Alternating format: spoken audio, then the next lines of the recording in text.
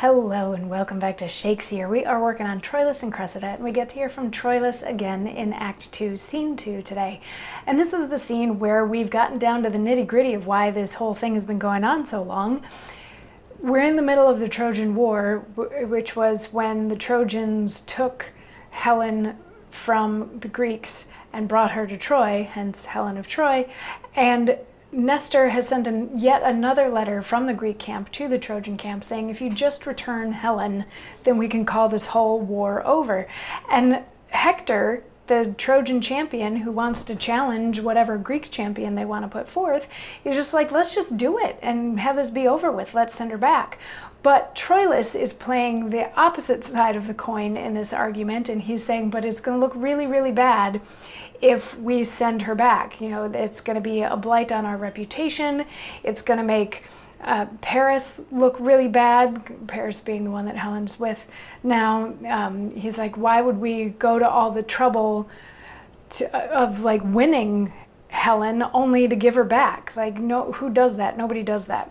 So he was trying to make that point, or at least make that argument, which all of the other guys that are in this particular scene, including Helenus and Hector, and Paris is there too. We'll get to hear from him in future days. All these other guys are just like, you know, Troilus, you're not making any sense. You're not making any sense. But yesterday he was trying to make sense out of this argument and try to get them to understand what a blow to the Trojan reputation it would be if they were to just give Helen back now. But he's kind of interrupted when his sister Cassandra comes in, and she's raving because Cassandra was doomed to know the future but always be misbelieved when she tried to share it.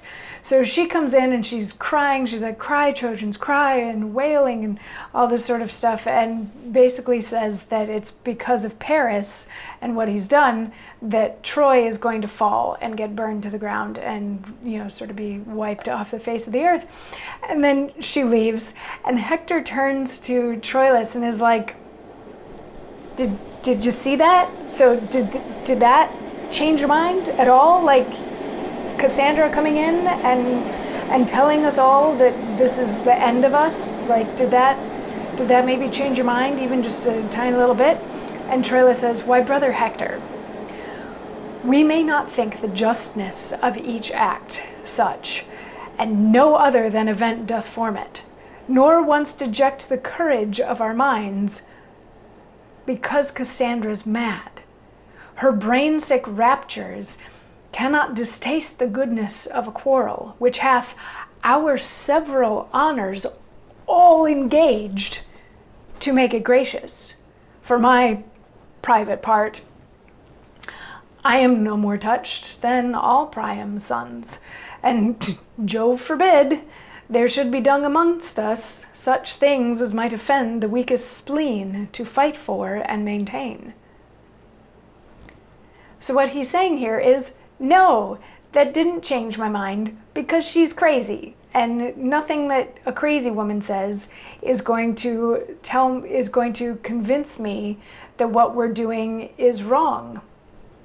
That, you know, he's like, this doesn't change my mind, because we were still 100% on board when he went to Greece in the first place. We were 100% on board when he brought Helen back. All y'all were cheering for that when he brought Helen back. So he's like, we did these things and we're very happy and proud of them. And the rantings of one crazy woman is not going to convince me otherwise.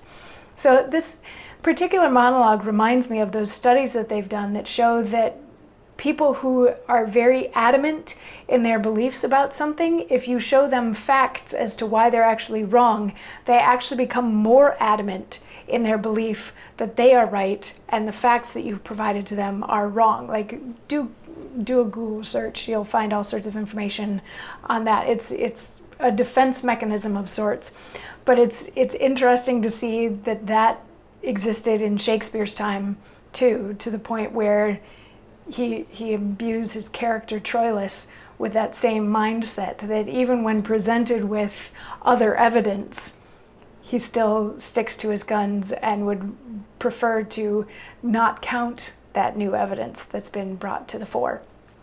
So whatever your thoughts on that. we're going to get to hear from Paris tomorrow because he's going to chime in with a response to what Troilus has just shared with us today, and we'll get to hear from him tomorrow. I'll see you then. Mwah.